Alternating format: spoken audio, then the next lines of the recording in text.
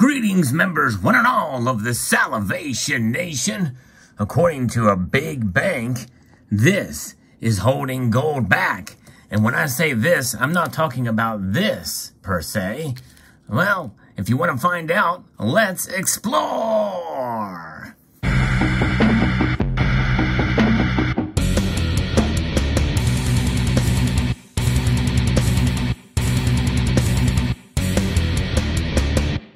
Indeed, the dollar is to blame for everything in terms of gold and its price movement one way or the other.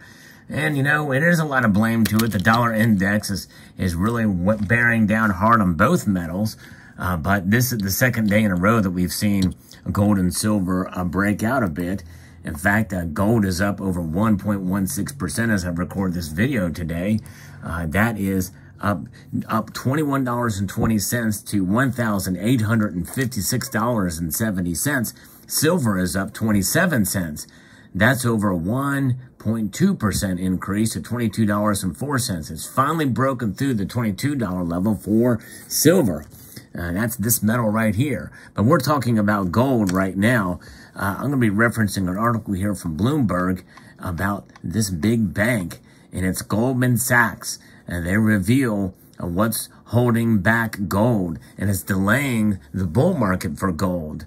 But that ship may have sailed. Who knows? We'll see here. But gold has been hit by a large wealth shock on the back of a weaker yuan following the economic impact of the lockdowns in China, the world's largest consumer of gold, according to Goldman Sachs Group Incorporated, which revised its price targets. Still, the worst may be over, it added. In fact, if the markets that we're seeing in the movement in gold in the last couple of days are any indication, well, Goldman Sachs may be right. The ongoing food and energy crisis and rising U.S. rates also have seen other emerging market currencies under pressure.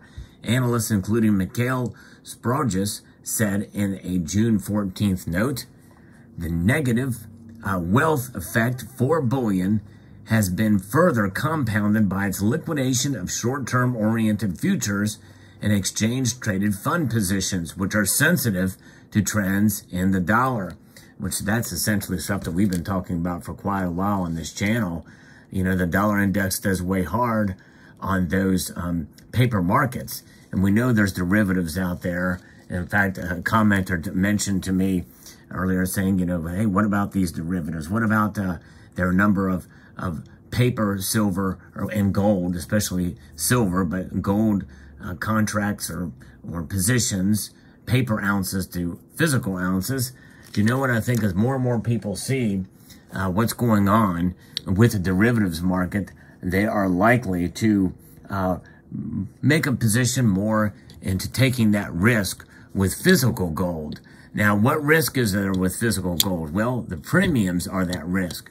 But as we know, physical gold premiums are lower than silver gold premiums by percentage, especially these days. So it is definitely a good idea, I believe, to hold some gold in your position, in your possession, have a position of physical gold to counteract this paper network, and that seems to be profound. And it weighs down because the paper price is not indicative of what the actual physical market is. And those are two separate things, at least to some degree. Now, in terms of the price structure and the basis of the physical price, it certainly is tied to the paper price. That is the foundation from which our premiums are calculated. But nonetheless, this is interesting, and we can see that those paper trends and the electronic trading in the futures markets are tied closely to the trends in the dollar. And bullion has dropped more than 6% this quarter, although it's rebounding some of that, and that's on rising bets that the Federal Reserve will be more aggressive in its monetary policy tightening path. In fact, Goldman Sachs economists expect 2 75 basis point hikes over the summer, which could sap U.S. growth, add to fears of recession risk, and boost gold investment demand. The wealth shock appears to have peaked, and we expect a rebound in emerging market gold demand in the second half of the year. So there's where their predictions are. And you know what?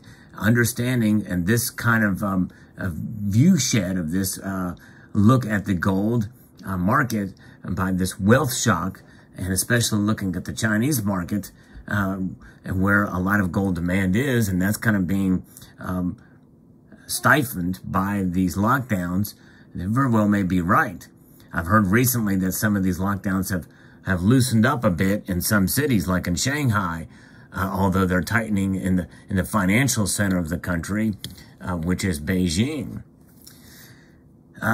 So essentially, the analyst says, in the absence of a large liquidity shock, we view current gold price weakness as a good entry point. In other words, folks, it's a good time to buy gold.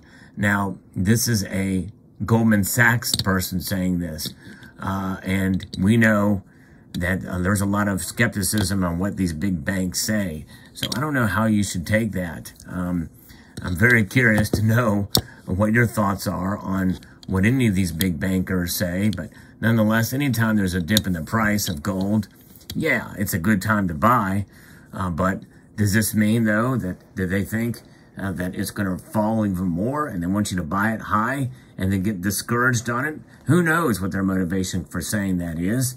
A lot of these big banking institutions do have precious metal and commodity analysts for good reason. The bank kept its upside outlook for the gold price, but delayed the path by revisiting its 3 and 6 month targets to $2,100 in 3 months, $2,300 in 6 months, and $2,300 and $2,500 respectively. That's interesting. The 12-month target of $2,500 was unchanged. Spot bullion is right now sitting at $1,856.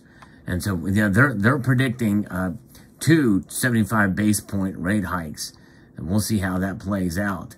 And obviously the other thing is that Russian domestic gold production will stay inside the country as it faces a surplus of dollars, and its central bank aims to prevent excessive appreciation of its currency. So that is going to weigh on gold as well, too. Given limited options for investment in foreign assets, the purchase of domestic gold output seems like one of the easiest ways to prevent excessive ruble strength. Global central bank demand is still on track to meet the bank's forecasts for 750 tons in 2022. And so we'll see. That'll be very interesting to see how that plays out. That demand by these central bankers is going to potentially push the price up even more, I believe, and it weighs pretty strong. It weighs pretty strong when you get a lot of central banks out there angling for some more gold to add to their coffers. And so what does that mean for us? I believe it means that it is up to us to be our own central banks to add a little bit more as we can. Every little bit helps. Every little bit helps. Even if you're an ardent silver stacker and you're heavily weighted to the silver side, even adding just a little bit of gold, and I'm talking about fractions of an ounce size, like, for instance, 10th ounce or lower, and yes, you can get lower for relatively cheap, especially some of the Mexican gold stuff. And you get at fairly low premiums.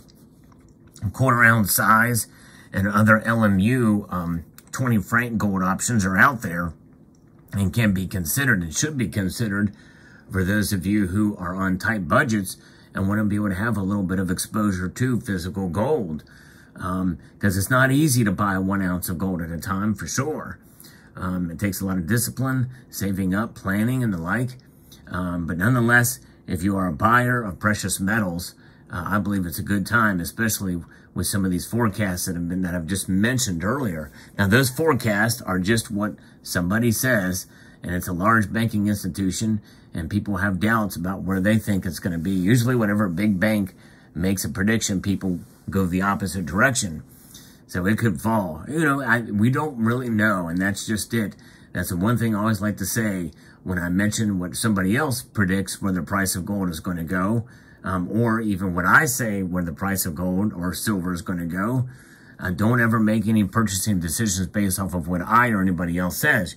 You have to weigh the markets for yourself, and more importantly, weigh your budgets for your own self.